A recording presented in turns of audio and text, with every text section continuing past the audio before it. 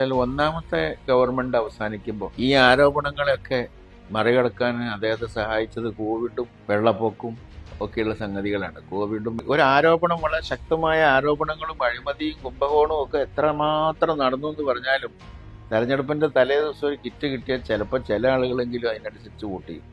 ഭരണം വരുന്നതിന് തൊട്ട് മുമ്പ് അവർ സ്വീകരിച്ചൊരു സമീപനം എന്താ വെച്ചാൽ മുസ്ലിം കമ്മ്യൂണിറ്റിയെ അപ്പീസ് ചെയ്യാൻ വേണ്ടിയിട്ട് അവരെ ഇവരോടൊപ്പം നിർത്തുന്നതിന് വേണ്ടി പല പുതിയ തന്ത്രങ്ങളും ഏറ്റെടുത്തു.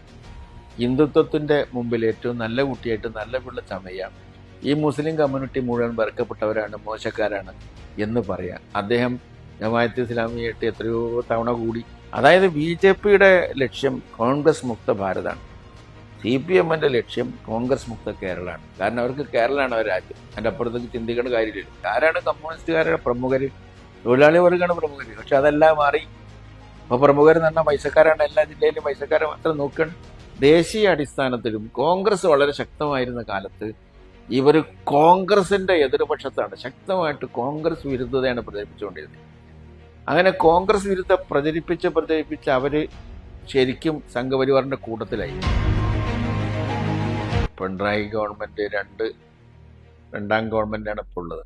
ഒന്നാം ഗവൺമെന്റ് മുതൽ ഈ രണ്ടാം ഗവൺമെന്റിന്റെ കാലത്തും ആരോപണങ്ങൾ ധാരാളം ഈ ഗവൺമെന്റിനായിട്ടുണ്ടായിട്ടുണ്ട്.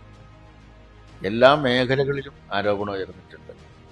അത് വിശദീകരിക്കാൻ ഒരുപാട് സമയം ആവശ്യമുള്ള സംഗതിയാണ്. ഈ ഗവൺമെന്റ് വന്നത് മുതൽ വളരെ മോശമായിട്ടുള്ള ഒരു പെർഫോമൻസാണ് ഈ ഗവൺമെന്റിന്റെ ഭാഗത്തുണ്ടായിട്ടുള്ളത്. അവർ പറയുന്നത് പോലെ അല്ല പ്രവർത്തിക്കുന്നതെന്ന് മനസ്സിലാക്കാൻ ഒരു പ്രയാസമില്ല. അതിപ്പോൾ വിദ്യാഭ്യാസ രംഗം, തൊഴിൽ, ഇങ്ങനെയുള്ള വിലക്കയറ്റം, ഇങ്ങനെയുള്ള എല്ലാ ഇഷ്യൂസും ഇവിടെ ധാരാളമായിട്ടുണ്ട്. പക്ഷെ സാധാരണക്കാരുടെ കാര്യമല്ല ഈ ഗവൺമെന്റ് നോക്കുന്നത് പറയേണ്ടത്. ഇതൊക്കെ ആളുകളോട് എത്ര പറഞ്ഞാലും നമ്മൾ ചർവണം ചെയ്ത കാര്യമാണ്, എല്ലാവർക്കും അറിയാവുന്ന കാര്യമാണ്. പക്ഷെ ആളുകൾ അതിനോട് ഇണങ്ങിച്ചേരുന്ന ഒരു സ്ഥിതിവിശേഷമാണ്. ആ ഗവൺമെന്റിനോടല്ല, വൻതോതിലുള്ള വില വർധനമാണ് ഇപ്പോൾ ഉണ്ടായിട്ടുള്ളത്.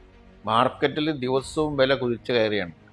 പൊതുവിതരണ സമ്പ്രദായം പാടെ തകർന്നു, വില കുതിച്ചു കയറി. കാർഷിക ഉൽപ്പന്നങ്ങൾക്ക് വിലയില്ലാതായി, കൃഷിക്കാർ അവതാളത്തിലായി, തൊഴിലില്ലായ്മ പഴയതിൻ്റെ ഇരട്ടിയായി വർദ്ധിച്ചു. ലക്ഷോപലക്ഷം ആളുകൾ ഓരോ ദിവസവും തൊഴിൽ തേടി വിദേശ രാജ്യങ്ങളിലേക്ക് കേരളത്തിൽ നിന്ന് രക്ഷപ്പെട്ടുകൊണ്ടിരിക്കുന്നു. ഇവിടെ ഒരു വ്യവസായം തുടങ്ങാൻ ആരും അനുവദിക്കില്ല, ഇവിടെ ഒരു കച്ചവടം തുടങ്ങാൻ അനുവദിക്കില്ല. എല്ലാത്തിനും പാർട്ടിയുടെ ഇടപെടലുകളും പ്രാദേശികമായിട്ടുള്ള ഇടപെടലുകളും കൊണ്ട് മര്യാദക്കൊരു സ്ഥാപനം ഇവിടെ നടത്താൻ സാധിക്കില്ല എന്നുള്ള സ്ഥിതി വിശേഷമായി. പ്രവാസികളുടെ കാര്യം ഘട്ടത്തിലായി. ഇങ്ങനെ എല്ലാ വലിയ കാര്യങ്ങളിലും വൻതോതിലുള്ള അഴിമതി നടക്കുകയാണെന്ന് ധാരാളം ആരോപണങ്ങൾ വന്നിട്ട്, അതിപ്പോൾ ഇലക്ട്രോണിക് ക്യാമറ തൊട്ട് പിന്നെ ഡാറ്റ വിൽപ്പന തൊട്ട് എല്ലാത്തിലും അങ്ങനെയുള്ള അഴിമതി ആരോപണങ്ങൾ വന്നിട്ടുണ്ട്. സ്വർണ്ണക്കടത്ത്, ഡോളർ കടത്ത്, ഇങ്ങനെ പല പല വിഷയങ്ങളും വന്നിട്ടുണ്ട്. സത്യസന്ധമാണോ സത്യമാണോ അല്ല എന്നുള്ളതിന് ജനങ്ങളുടെ ഇടയിൽ അത് വ്യക്തമാക്കത്തക്ക രീതിയിലുള്ള അന്വേഷണങ്ങളൊന്നും ഇതിനെക്കുറിച്ച് നടന്നിട്ടില്ല. പോലീസിന്റെ പെരുമാറ്റങ്ങളെക്കുറിച്ച് എത്രയാണ് പറഞ്ഞിട്ടുള്ളത്? പോലീസിന്റെ സ്വഭാവം, ഉദ്യോഗസ്ഥന്മാരുടെ സ്വഭാവം, അവരുടെ സ്വഭാവത്തിൽ വന്ന മാറ്റം, ആഭ്യന്തര വകുപ്പിന്റെ പരാജയം, ഇങ്ങനെ എന്തെല്ലാം വിഷയങ്ങൾ ഈ കഴിഞ്ഞ 10 കൊല്ലമായിട്ടുണ്ടായിട്ടുണ്ട്. അദ്ദേഹം ചെയ്ത പണി എന്താ വെച്ചാൽ, ഒന്നാമത്തെ ഗവൺമെന്റ് അവസാനിക്കുമ്പോൾ ഈ ആരോപണങ്ങളൊക്കെ മറികടക്കാൻ അദ്ദേഹത്തെ സഹായിച്ചത് കോവിഡും വെള്ളപ്പൊക്കവും ഒക്കെയുള്ള സംഗതികളാണ്. കോവിഡും വെള്ളപ്പൊക്കവും പോലുള്ള സംഗതികളും ചെറിയ ഗിഫ്റ്റും ഒക്കെ കൂടിയായിട്ട് സാധാരണക്കാരങ്ങനെയാണ്. ആദ്യം പബ്ലിക് എന്ന് പറഞ്ഞാൽ എല്ലാ വിഷയങ്ങളും സദാ ഓർമ്മിച്ച് നടക്കുന്നവരും, ഒരു ആരോപണം, വളരെ ശക്തമായ ആരോപണങ്ങളും അഴിമതിയും കുംഭകോണവും ഒക്കെ എത്രമാത്രം നടന്നു എന്ന് പറഞ്ഞാലും തെരഞ്ഞെടുപ്പിന്റെ തലേ ദിവസം ഒരു കിറ്റ് കിട്ടിയാൽ ചിലപ്പോൾ ചില ആളുകളെങ്കിലും അതിനനുസരിച്ച് വോട്ട് ചെയ്യും. അങ്ങനെയൊക്കെയാണ് അദ്ദേഹം രണ്ടാമത് അധികാരത്തിൽ വരാൻ വേണ്ടി ശ്രമിച്ചത്. മാത്രമല്ല, ആ കാലഘട്ടത്തിൽ അദ്ദേഹം സെക്കൻഡ് ഭരണം വരുന്നതിന് തൊട്ട് മുമ്പ് അവർ സ്വീകരിച്ചൊരു സമീപനം എന്താ വെച്ചാൽ മുസ്ലിം കമ്മ്യൂണിറ്റിയെ അപ്പീസ് ചെയ്യാൻ വേണ്ടിയിട്ട് അവരെ ഇവരോടൊപ്പം നിർത്തുന്നതിന് വേണ്ടി പല പുതിയ തന്ത്രങ്ങളും ഏറ്റെടുത്തു. അങ്ങനെയാണ് ഏക സിവിൽ കോഡിന്റെ വിഷയം, വഖഫ് ബോർഡിന്റെ പ്രശ്നം, വഖഫിൽ ഇപ്പോൾ PSCക്ക് നിയമനം വിട്ട വിഷയം, ഇങ്ങനെയുള്ള പാലസ്തീൻ പ്രശ്നം, ഇങ്ങനെ ധാരാളം വിഷയങ്ങൾ പൊതുവെ മുസ്ലിം കമ്മ്യൂണിറ്റിക്ക് ജനറലി ആക്സെപ്റ്റബിൾ ആയിട്ടുള്ള ധാരാളം വിഷയങ്ങൾ ഈ ഗവൺമെന്റിന്റെ നേതൃത്വം കൊടുക്കുന്ന മുഖ്യമന്ത്രി പറഞ്ഞുകൊണ്ടിരുന്നു. അതിനുവേണ്ടി ഒരുപാട് സമ്മേളനങ്ങളും പരിപാടികളൊക്കെ വെച്ചു. എല്ലാ സമ്മേളനങ്ങളിലേക്കും മുസ്ലിം കമ്മ്യൂണിറ്റിയുടെ പല സംഘടനകളുടെയും പ്രതിനിധികളെ ക്ഷണിച്ചു. മുസ്ലിം ലീഗിനെ ക്ഷണിച്ചു. മുസ്ലിം ലീഗിനെ പറ്റി ഇന്നേ വരെ പറഞ്ഞിട്ടില്ലാത്ത അത്രയും നല്ല വാക്കുകൾ പറഞ്ഞുകൊണ്ടേയിരുന്നു. മുസ്ലിം ലീഗ് നല്ല പാർട്ടിയാണ്, മതേതര പാർട്ടിയാണ്, പാർട്ടി സെക്രട്ടറി എല്ലാവരും ഇങ്ങനെ സർട്ടിഫിക്കറ്റ് കൊടുത്തുകൊണ്ടിരുന്നു. അദ്ദേഹം വിചാരിച്ച് രണ്ടാമത്തെ തവണ അധികാരത്തിൽ വരാൻ ഒരു മുസ്ലിം താല്പര്യങ്ങൾ സംരക്ഷിക്കുന്നത് ഈ ഗവൺമെൻറ് ആണെന്നുള്ള മട്ടിൽ ധാരാളമായി മുസ്ലിങ്ങളെ പറ്റിക്കത്തക്ക രീതിയിൽ അദ്ദേഹം എന്താ പറയുക, ഒരു മുസ്ലിം സമുദായത്തോട് അതുവരെ ഇല്ലാത്തൊരു പ്രേമം അദ്ദേഹം പ്രദർശിപ്പിച്ചു. അങ്ങനെ രണ്ടാമത് അധികാരത്തിൽ വന്നു.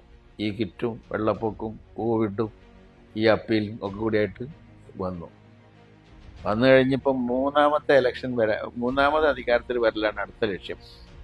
അപ്പോൾ അദ്ദേഹം ഒന്ന് മാറ്റിപ്പിടിച്ചിട്ട് യു ടേൺ അടിച്ചിട്ട് ഇപ്പം ഇനി ഹിന്ദു സഹോദരന്മാരുടെ ആളുകളുടെ പിന്തുണയോടുകൂടി, ഭൂരിപക്ഷത്തിൻ്റെ പിന്തുണയോടുകൂടി മൂന്നാമത് അധികാരത്തിൽ വരാനുള്ള ഉപാധികളാണ് അദ്ദേഹം അന്വേഷിക്കുന്നത്. അതാണ് നമ്മൾ പാലക്കാട് തെരഞ്ഞെടുപ്പിൽ കണ്ടത്. അതാണ് അദ്ദേഹത്തിൻ്റെ അടുത്ത കാലത്തെ പ്രസ്താവനകളിൽ കണ്ടത്.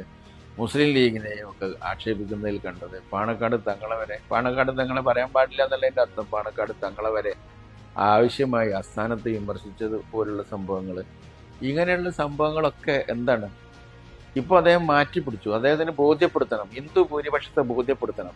ഞങ്ങൾ മുസ്ലിങ്ങളെ വിട്ടു, ഞങ്ങൾ നിങ്ങളെപ്പോലെ തന്നെയാണ്, BJP പോലെ തന്നെയാണ്, ഞങ്ങൾ ഹിന്ദുത്വ മനോഭാവം ഞങ്ങളിലുണ്ട് എന്ന് വരുത്തി തട്ടുന്നതിന് വേണ്ടി അദ്ദേഹം ചെയ്തുകൊണ്ടിരിക്കുകയാണ് ഓരോ പണികൾ. ജമാഅത്തെ ഇസ്ലാമി അങ്ങനെയാ പറയാ, ജമാഅത്തെ ഇസ്ലാമി, PDP, SDPI എന്നൊക്കെയാണ് പറയുക. അങ്ങനെ പറയുന്നത്. പിന്നെ മുസ്ലിം ലീഗ് ഇങ്ങനെ പറഞ്ഞാൽ പൊതുവെ മുസ്ലിം കമ്മ്യൂണിറ്റിക്ക് മൊത്തത്തിൽ എതിരാണ്. അപ്പോൾ അത് പറയുമ്പോൾ അത് ഈ മറ്റേ സംഘപരിവാർ പറയുന്ന പോലെ തന്നെയാണ് പറയാൻ അദ്ദേഹം പഠിച്ചു വരുന്നേ ഉള്ളൂ. അപ്പോൾ അതുപോലെ ആകുന്നതിന് മുമ്പ് ഇദ്ദേഹം കുറച്ചിങ്ങനെ ഒരു സോഫ്റ്റായിട്ട് 1-2 സംഘടനകളെ പേരൊക്കെ പറഞ്ഞിട്ട് അവരൊക്കെയാണ് മോശക്കാർ, അവരോട് ചേരുന്ന ലീഗാണ് അതിലേറെ മോശക്കാരെന്ന് പറയാം. പിന്നെ കോൺഗ്രസ് വിരുദ്ധത പ്രചരിപ്പിക്കുക. കോൺഗ്രസ് വിരുദ്ധത പ്രചരിപ്പിക്കുന്നത് എന്തിനാ? കോൺഗ്രസിനെതിരായിട്ട് മാത്രം പറയുന്നത് എന്താണ്? കോൺഗ്രസ് BJPയുടെ ലോകത്തിലാണ്, കോൺഗ്രസ് BJPക്കാരുടെ കൂടെയാണ്, കോൺഗ്രസ് മുസ്ലിം തീവ്രവാദികളുടെ കൂടെയാണ്. എന്നാൽ ഇദ്ദേഹം പറയണ്ടേ BJPക്ക് എന്താ തകരാറെന്ന് പറയണം. BJPയെ പറ്റി വിമർശിക്കില്ല, കേന്ദ്ര പ്രധാനമന്ത്രിയെ വിമർശിക്കില്ല, അമിത്ഷായെ വിമർശിക്കില്ല, അങ്ങനെയുള്ള കാര്യങ്ങളൊന്നും പറയില്ല. ഇന്ത്യ രാജ്യത്ത് ഇപ്പോൾ നടക്കുന്ന സംഗതികളൊന്നും പറയില്ല. പറയേണ്ട അവരോട് ചേരുകയാണ് കോൺഗ്രസ് കയറി. ആ ചേരുന്ന അവർക്ക് എന്താ കുഴപ്പമെന്നുള്ളത് ഇദ്ദേഹം പറയില്ല.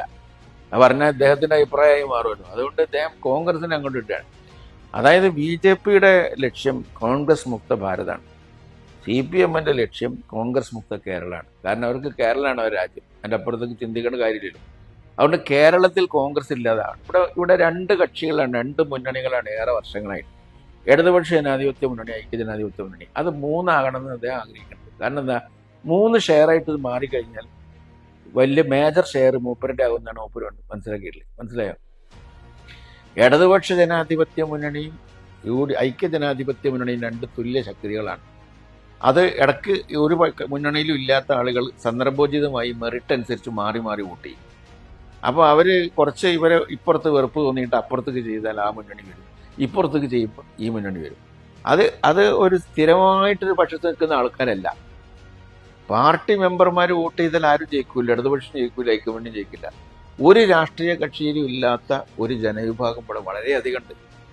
ആ ജനവിഭാഗമാണ് അതാത് തെരഞ്ഞെടുപ്പ് വരുമ്പോൾ മെറിറ്റ് അനുസരിച്ച് വോട്ട് ചെയ്യുന്നത്. അവരാണ് ജയിപ്പിക്കുന്നത്. ആരെയും ഏത് മുന്നണിയും അധികാരത്തിലേറ്റുന്ന ഒരു 3ാമത്തെ വിഭാഗം. അപ്പോൾ ഈ 2 മുന്നണി സമാനരായി നിൽക്കുകയും മാറി വരികയും ചെയ്യുന്ന സ്ഥിതി വന്നാൽ ഇവർ സേഫല്ല. അതുകൊണ്ട് എന്താണ്, കോൺഗ്രസ് മുക്ത കേരളം എന്നുള്ള മുദ്രാവാക്യം മനസ്സിൽ കണ്ടുകൊണ്ട് അതിനെ അങ്ങനെ ചിന്തിച്ചാൽ, അങ്ങനെ ഹിന്ദു അനുകൂലമായിട്ട് ചിലത് പറഞ്ഞാൽ എന്ത് സംഭവിക്കും? BJP തൃശ്ശൂരിലൊക്കെ അവരുടെ സഹായത്തോടു കൂടി രക്ഷപ്പെട്ടതുപോലെ BJPക്ക് കുറച്ച് സീറ്റൊക്കെ കൊടുക്കുക. അടുത്ത അസംബ്ലി തെരഞ്ഞെടുപ്പിൽ ഒരു 4-5 സീറ്റിലെങ്കിലും BJP ജയിപ്പിക്കുക. ബാക്കി സീറ്റുകളിലൊക്കെ അവരുടെ പിന്തുണ വാങ്ങുക.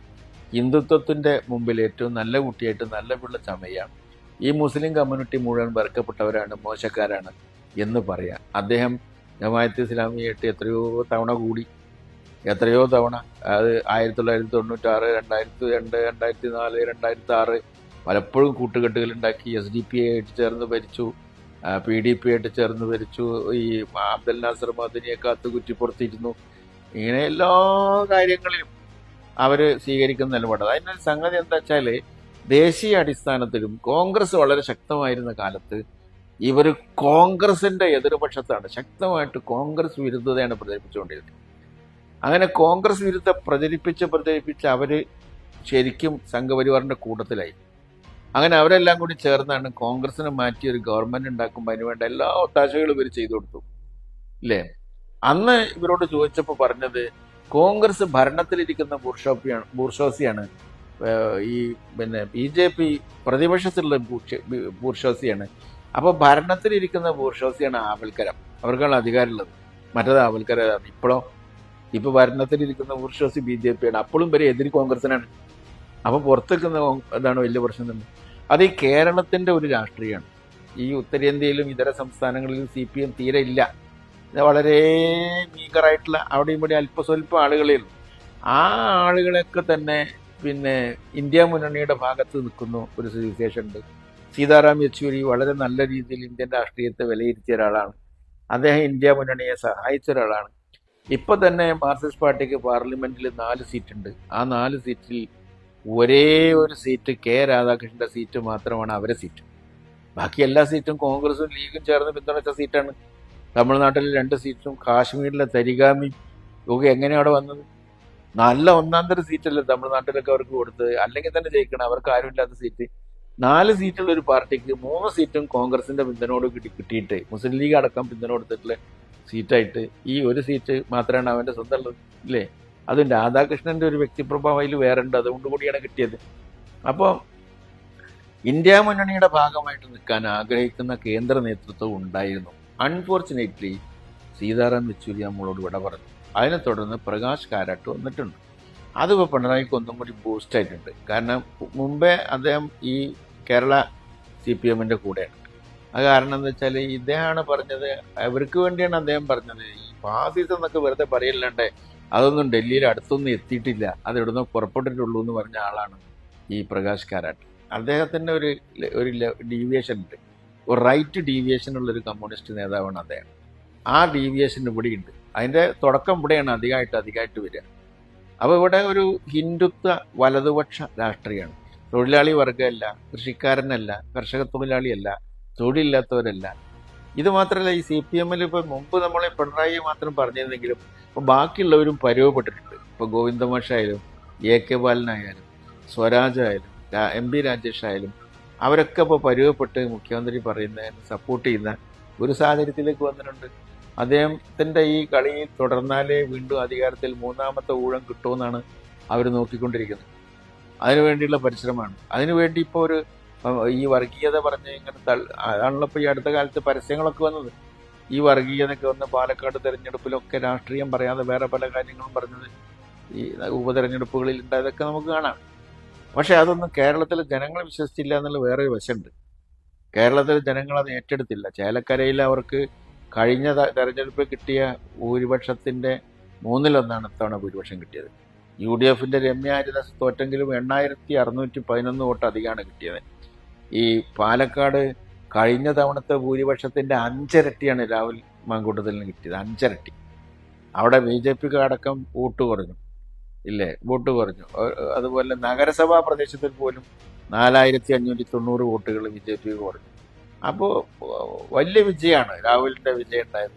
അതേസമയം തീരെ ശോഭായമാനമായ വിജയമല്ല ചേലക്കരയുടെ അവരുടെ വിജയം. അവർ പ്രിയങ്ക ഗാന്ധിയുടെ വയനാട് വിജയം 4,10,000 വോട്ടിൻ്റെ ഭൂരിപക്ഷമാണ്. അവിടെ ഇടതുപക്ഷത്തിന് കുറഞ്ഞത് 71,000 ചില്ലാനും വോട്ടാണ്, കുറച്ചൊന്നുമല്ല. 71,000 ചില്ലാനും വോട്ടാണ് കുറഞ്ഞത്. രാഹുൽ ഗാന്ധിയുടെ അടുത്തൊന്നും എത്തില്ല എന്നുകൊണ്ട് രാഹുൽ ഗാന്ധിയേക്കാൾ 46,509 വോട്ട് പ്രിയങ്ക ഗാന്ധിക്ക് അധികമാണ്. മാത്രമല്ല ഈ തെരഞ്ഞെടുപ്പിൽ തന്നെ പശ്ചിമ ബംഗാളിൽ ഈ മമതാ ബാനർജിയെ തകർക്കാൻ വേണ്ടി BJP സകല കളിയും കളിച്ചാണ്. RGകർ മെഡിക്കൽ കോളേജിലെ സംഭവം കൂടിയായിട്ട് അവിടെ ഇടപെട്ടിട്ട്, അവിടെ ആഭ്യന്തര വകുപ്പും എല്ലാം കൂടി കേന്ദ്രം ഇടപെട്ട്, എല്ലാവരും കൂടി ഇടപെട്ടിട്ട് ഈ മമതാ ബാനർജിയെ തകർക്കാൻ നോക്കിയത്. എന്ത് സംഭവിച്ചു? ഇപ്പോൾ നടന്ന 6 മണ്ഡലങ്ങളിലെ ഉപതെരഞ്ഞെടുപ്പുകളിൽ 6ലും മമതാ ബാനർജി ജയിച്ചു. അതിൽ 5 മാദരി ഹട്ട് എന്ന് പറയുന്ന ഒരു മണ്ഡലം BJPയുടെ കയ്യിൽ നിന്ന് മമതാ ബാനർജി പിടിച്ചെടുത്തു. കർണാടകത്തിൽ നടന്ന 5 ഉപതെരഞ്ഞെടുപ്പുകളിലും ജയിച്ചു. ജാർഖണ്ഡിൽ നല്ല ഭൂരിപക്ഷത്തിൽ അവിടെ ഇന്ത്യ മുന്നണി JMM കൂടി ചേർന്നുള്ള ഇത് വന്നു. മഹാരാഷ്ട്രയിൽ മാത്രമാണ് ഒരു താളപ്പിഴവ് പറ്റിയത്. അവിടെ തീർച്ചയായും ഒന്നുകിൽ EVMൻ്റെ പ്രശ്നമുണ്ട്, പിന്നെ ചില തർക്കങ്ങൾ വിതർക്കങ്ങൾ, മഹാരാഷ്ട്ര മറാഠവാദ അങ്ങനെ ചില വാദഗതികൾ അവിടെ കുറച്ചും കൂടി കോംപ്ലിക്കേറ്റഡ് ആയിട്ടുള്ള പോളിറ്റിക്സ് ഉള്ള സ്ഥലമാണ്. അപ്പോൾ അവിടെ ഒരു വീഴ്ച സംഭവിച്ചിട്ടുണ്ട് തീർച്ചയായിട്ടും ഇന്ത്യ മുന്നണി. അത് അവർ പരിഹരിക്കാൻ നടപടികൾ സ്വീകരിക്കുന്നതാണ് ഞാൻ കരുതുന്നത്. അപ്പോൾ ജനറലി ഇതൊക്കെ ഈ നുണക്കഥകളൊക്കെ പ്രചരിപ്പിക്കുന്ന ഒരു സ്വഭാവം കേരളത്തിലെ CPM സ്വീകരിച്ചെങ്കിലും ജനങ്ങളത് അംഗീകരിച്ചിട്ടില്ല. ഇവരിപ്പോൾ എന്താ വെച്ചാൽ ഇവർക്ക് 2-3 വിഷയങ്ങളുണ്ട്. ഒന്ന്, അവർക്ക് കേന്ദ്ര ഗവൺമെൻറ്റിൻ്റെ ഒരു ആനുകൂല്യം വേണം, തണൽ വേണം. കേരളത്തിൽ ഈ ഗവൺമെൻറ്റിന് അവർ അകപ്പെട്ടിട്ടുള്ള ഒരുപാട് വിഷമവൃത്തങ്ങളിൽ നിന്ന് രക്ഷപ്പെടാൻ വേണ്ടി, ഒരുപാട് കേസുകളിൽ നിന്ന് രക്ഷപ്പെടാൻ വേണ്ടി, ഒരുപാട് ആരോപണങ്ങളിൽ നിന്ന് രക്ഷപ്പെടാൻ അവർക്ക് കേന്ദ്ര ഗവൺമെൻറ് കൂടാതെ കഴിയില്ല. അവിടെ ഒരു പോളിറ്റിക്സ് അല്ല നോക്കുന്നത്. കേന്ദ്ര ഗവൺമെൻറ് BJP ആയതുകൊണ്ട് അതിൻ്റെ പ്രധാനമന്ത്രിയും ആഭ്യന്തരമന്ത്രിയുടെ ഒക്കെ സഹായങ്ങൾ ഉണ്ടാവുക, കേന്ദ്ര BJPയുടെ സഹായം ഉണ്ടാകുക, അതിനുവേണ്ടി കുറച്ച് BJP അനുകൂല വർത്തമാനങ്ങളൊക്കെ ഇവിടെ പറയാം. അങ്ങനെ കേസുകളിൽ നിന്ന് രക്ഷപ്പെടുക, ഹിന്ദുത്വ ഫൂട്ടിങ്ങിൽ നിന്നിട്ട് അടുത്ത 3ാമത്തെ ഊഴം ജയിക്കാൻ വേണ്ടി നോക്കുക എന്നുള്ളതാണ്. അല്ലാതെ ഇതൊരു ചെറിയൊരു കമ്മ്യൂണിസ്റ്റ് രീതിയോ അങ്ങനെ ഒരു താത്വിക ആചാര്യന്മാരൊന്നും ഇപ്പോൾ ഈ പാർട്ടിക്ക് ഇവിടെ ഇല്ല. അതുകൊണ്ട് എല്ലാം ഇപ്പോൾ മുഖ്യമന്ത്രി തന്നെ ഏറ്റെടുത്തിരിക്കുകയാണ്. എല്ലാ ആചാര്യനും ഇപ്പോൾ മുമ്പ് തന്നെ, എല്ലാവരും അതിന് പിന്നാലെ. അപ്പോൾ മാത്രമല്ല, ഇപ്പോൾ നമുക്ക് ഓരോ സംഗതി വെച്ച് നോക്കിയാൽ അറിയാം. ഇപ്പോൾ കേരളത്തിൽ ഈ അടുത്ത കാലത്ത് നടന്ന ജാഥകൾ, ക്യാമ്പയിനുകളൊക്കെ ഉണ്ട് CPMൻ്റെ, മുഖ്യമന്ത്രിയൊക്കെ. ആ ക്യാമ്പയിനുകളുടെ ഒക്കെ ഭാഗമായി എല്ലാ ജില്ലകളിലും പ്രമുഖരെ വിളിച്ചു കൂട്ടിയിരുന്നു അല്ലേ? ആരാ പ്രമുഖർ ഒരു ജില്ലയിൽ? പൈസക്കാർ. വേറെ ആരാ പ്രമുഖർ? ആ ജില്ലയിലെ ഏറ്റവും നല്ല കലാകാരനല്ല, അവിടുത്തെ സാഹിത്യകാരനല്ല, അവിടുത്തെ നല്ല എഞ്ചിനീയർ അല്ല, നല്ല ഡോക്ടറല്ല, അതല്ല പ്രമുഖർ. ആ പ്രമുഖരൊന്നുമല്ല. പ്രമുഖർ എന്ന് പറഞ്ഞാൽ പൈസക്കാരുടെ മാത്രം കോൺഫറൻസ്. ഒരു ജാഥ മൂപ്പര് നയിച്ച് നവകേരള സംസ്ഥക്ക് വരുമ്പോൾ പ്രമുഖരെയാണ് വിളിച്ചു കൂട്ടേണ്ടത്. ഇതിന് മുമ്പുള്ള ജാഥയിലും പ്രമുഖരെയാണ് വിളിച്ചു കൂട്ടിയത്. നേരെ മറിച്ച് കോഴിക്കോട് ആകുമ്പോൾ കോഴിക്കോട്ടെ തൊഴിലാളികൾ, മത്സ്യത്തൊഴിലാളികൾ, അവിടുത്തെ വ്യവസായ തൊഴിലാളികൾ, ബാങ്ക് ജീവനക്കാർ, അധ്യാപകന്മാർ, കർഷക തൊഴിലാളികൾ, കൃഷിക്കാർ, അവരൊക്കെ വിളിച്ചു കൂട്ടിയിട്ട് മുഖ്യമന്ത്രി ചോദിക്കേണ്ട അവരോട് എന്തൊക്കെയാണ് വേണ്ടത്, എന്താ സംഭവം, പിന്നെ എന്താണ് ഇതിനെപ്പറ്റിയുള്ള അഭിപ്രായം. അവരല്ലേ പ്രമുഖർ. ആരാണ് കമ്മ്യൂണിസ്റ്റുകാരുടെ പ്രമുഖർ? തൊഴിലാളി വർഗ്ഗമാണ് പ്രമുഖർ. പക്ഷെ അതെല്ലാം മാറി. അപ്പോൾ പ്രമുഖർ എന്ന് പറഞ്ഞാൽ പൈസക്കാരാണ്. എല്ലാ ജില്ലയിലും പൈസക്കാരെ മാത്രം നോക്കണം. അതുകൊണ്ട് കൃഷിക്കാരൻ്റെയും തൊഴിലാളിൻ്റെയും രാഷ്ട്രീയമൊക്കെ എന്നോ ഉപേക്ഷിച്ചു പോയി. അപ്പോൾ ഇങ്ങനെയുള്ളൊരു സ്ഥിതിവിശേഷമാണ് ഇടതുപക്ഷ ജനാധിപത്യ മുന്നണിയെ ബാധിച്ചിട്ടുള്ളത്. CPIക്കാർ പിന്നെ ഇടയ്ക്കിടയ്ക്ക് ഇങ്ങനെ അതിനെ എതിർത്തുകൊണ്ടിരിക്കുന്നില്ലാതെ അതിനപ്പുറമൊന്നും പറ്റില്ല എന്ന് മുഖ്യമന്ത്രിക്കും അറിയാം. കുറച്ച് ദിവസം കഴിയുമ്പോൾ അത് മാറും. പിന്നെ അവർ അതിങ്ങനെ സഹിച്ച് വേറെ നിവൃത്തിയില്ലാണ്ട് നിൽക്കുകയാണ്. അപ്പോൾ ഇങ്ങനെയുള്ളൊരു സ്ഥിതിവിശേഷം ഉണ്ട്. ഈ ഗവൺമെൻറ് ഇപ്പോൾ ഒന്നാമത് കേരളത്തിൽ ഇപ്പോൾ ഒരു 35 ലക്ഷം വിദ്യാർത്ഥികൾ പഠിക്കാൻ വേണ്ടി വിദേശത്താണ് മലയാളികൾ. ലോക നിലവാരത്തിലുള്ള വിദ്യാഭ്യാസം തേടി പോയവരാണ്. എല്ലാ വിദേശ രാജ്യങ്ങളിലുണ്ട്. അമേരിക്കയിലും കാനഡയിലും ഓസ്ട്രേലിയയിലും ഇംഗ്ലണ്ടിലും അതുപോലെ അസർബൈജാനിലും പിന്നെ കിർഗിസ്ഥാനിലും ഉക്രൈനിലും എല്ലാ രാജ്യങ്ങളും ചൈനയിലൊക്കെ ആയിട്ട് 35 ലക്ഷം മലയാളികൾ പഠിക്കുന്ന വിദേശത്താണ്. 12 ലക്ഷം പ്രവാസികൾ നാട്ടിലേക്ക് തിരിച്ചു വരാത്തത് കൊണ്ട് 12 ലക്ഷം വീടുകളിൽ ഒഴിഞ്ഞടക്കാൻ. എത്രയോ ലക്ഷം ആളുകൾ വിദേശത്തുണ്ട്. ഇവിടെ ഈ വരുമാനം ഉണ്ടാകുന്നത് പ്രധാനമായും പ്രവാസികളുടെ വരുമാനമാണ്. ആ പ്രവാസ ജീവിതം കൊണ്ട് അവർ സമാഹരിക്കുന്ന പണമില്ലായിരുന്നെങ്കിൽ കേരളം എന്നോ മുങ്ങിച്ചത്തിട്ടുണ്ടാവും. അത്രയും കണ്ട് സാമ്പത്തികമായി തകർന്നൊരവസ്ഥയാണ്. ഒറ്റ മുക്കാൽ ഗവൺമെൻറ് കയ്യിലില്ല. പക്ഷേ കുണ്ടിലിരിക്കണ തവളക്കുഞ്ഞിന് കുന്നിന് മീതെ പറക്കാൻ മോഹം എന്ന് പറഞ്ഞാൽ ഇപ്പോഴും കേരളയിൽ വിട്ടിട്ടില്ല എന്നാണ്. 1.5 ലക്ഷം കോടി ചെലവാക്കാൻ 1.5 ഉറപ്പില്ലാത്ത ഗവൺമെൻറ്റാണ് ഇപ്പോഴും അതിനെ ആഗ്രഹിക്കുന്നത്. എല്ലാ സംഗതികളും വലിയ വലിയ പ്രോജക്റ്റ് കൊണ്ടുവരിക, അതിനകത്ത് ഇടപെട്ടിട്ട് എന്തെങ്കിലും ഗുണമുണ്ടോ നോക്കുക. ഇങ്ങനെയുള്ളൊരു സ്ഥിതിവിശേഷത്തിലേക്ക് മാറിയിട്ട് ഇവർക്ക് നേരെ ചൊവ്വേ വയ്ക്കാൻ എന്താ ശ്രമിച്ചുകൂടെ? ഇവർക്ക് എന്തുകൊണ്ട് ജനങ്ങളുടെ ഈ ബുദ്ധിമുട്ടുകൾ കണ്ടുകൂടാ, മനസ്സിലാക്കിക്കൂടാ? അതനുസരിച്ച് എന്തുകൊണ്ട് നിന്നുകൂടാ? അപ്പോൾ അറിഞ്ഞോ അറിയാതെയോ അവരുടെ മുന്നോട്ടുള്ള പ്രയാണം ഒരു ശരിയായ വഴിക്കല്ല എന്നാണ് ഞാൻ കരുതുന്നത്. അതവർ തിരുത്തേണ്ടത് ആവശ്യമാണ്. കാരണം കമ്മ്യൂണിസ്റ്റ് പാർട്ടി നശിച്ചു പോകണമെന്ന് ഒരിക്കലും ആഗ്രഹിക്കാത്ത ഒരാളാണ്.